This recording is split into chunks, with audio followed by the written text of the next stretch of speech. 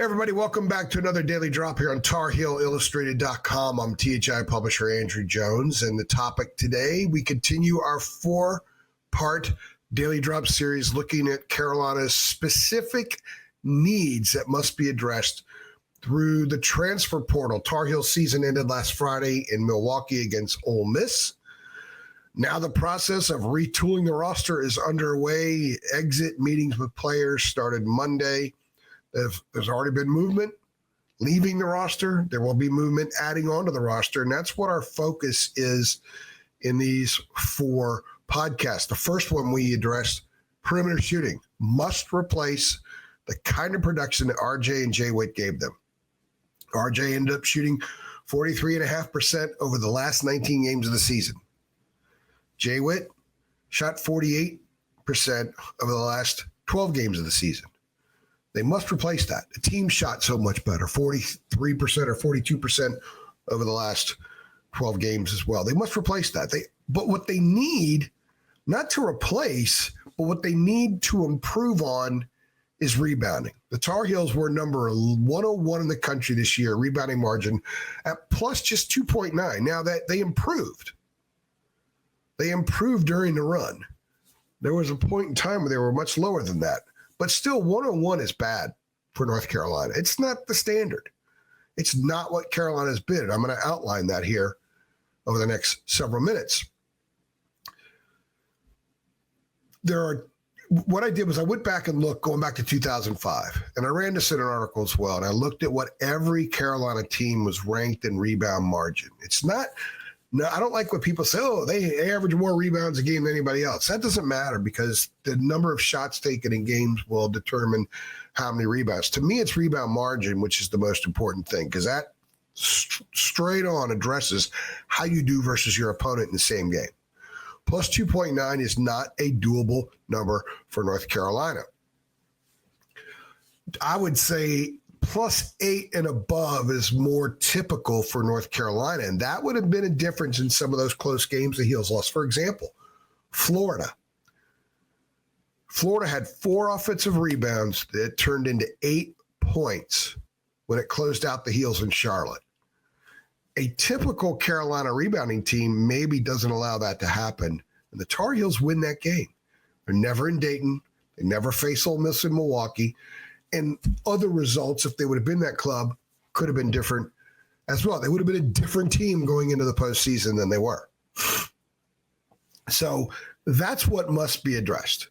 This was not a good rebounding team. Seth Trimble led them in rebounding for a long time. It turned out Van Allen Lubin, I think around 5.4, led them in rebounding.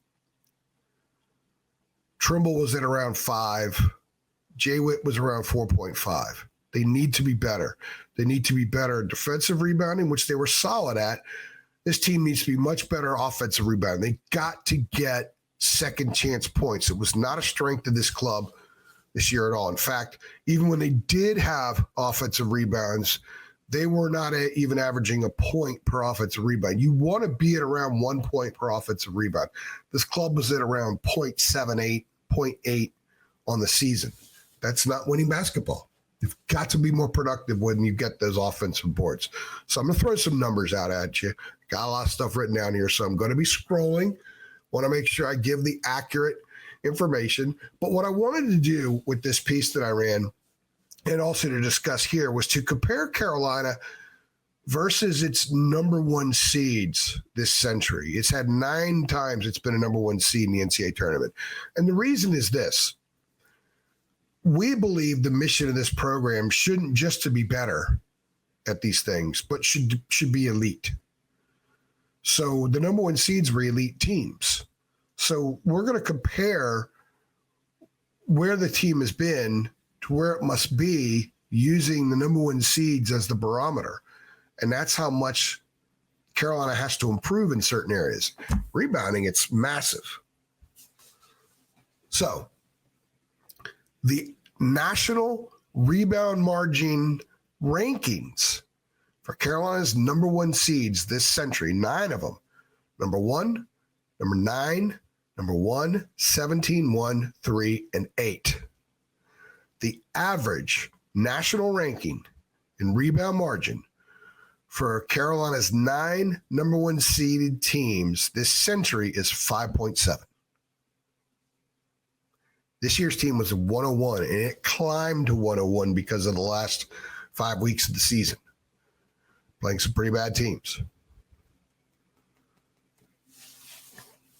The average rebound margin for those teams was plus 9.2.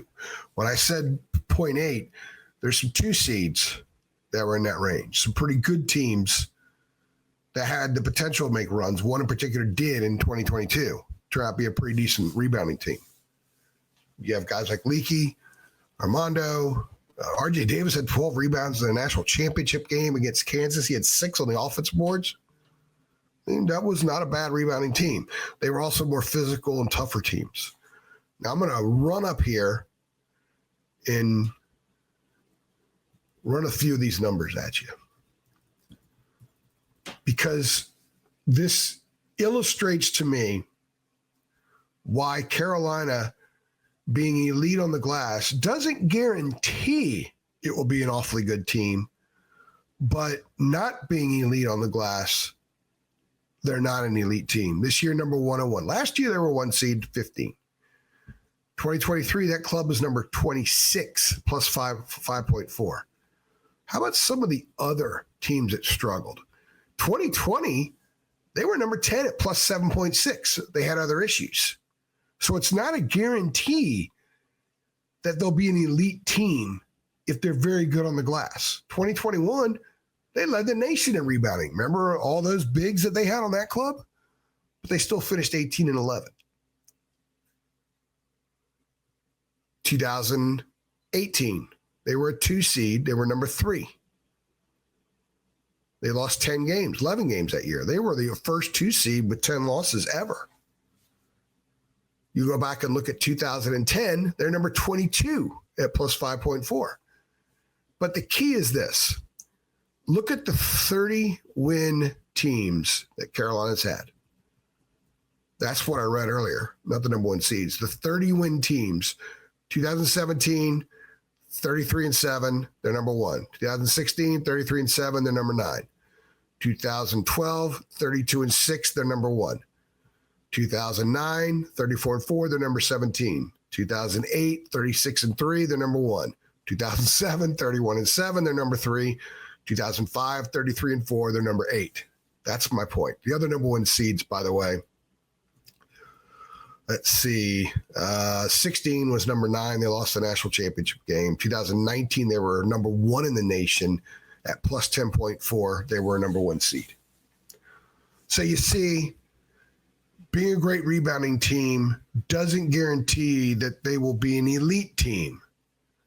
But not being a great rebounding team guarantees they will not be an elite team. And North Carolina has not been this century elite without also being elite on the glass. They must find rebounding in the portal. And you can get it from a lot of spots. It just doesn't have to be big men. You can get it from the wing. Drake Powell averaged 3.4 rebounds a game this year. If he's the starting 3, as an example, I'm not saying he is or isn't, because by the time this pod comes out, there could be news about him. We don't know. But you need rebounding from the wing. I remember what Roy used to constantly talk about, needing more rebounding from Justin Jackson at the 3 spot. He finally got it in 2017. They won the national title, and he's ACC Player of the Year. You got to get it from 3. You got to get it from the 2. You got to have point guards that can get in there, rip and run.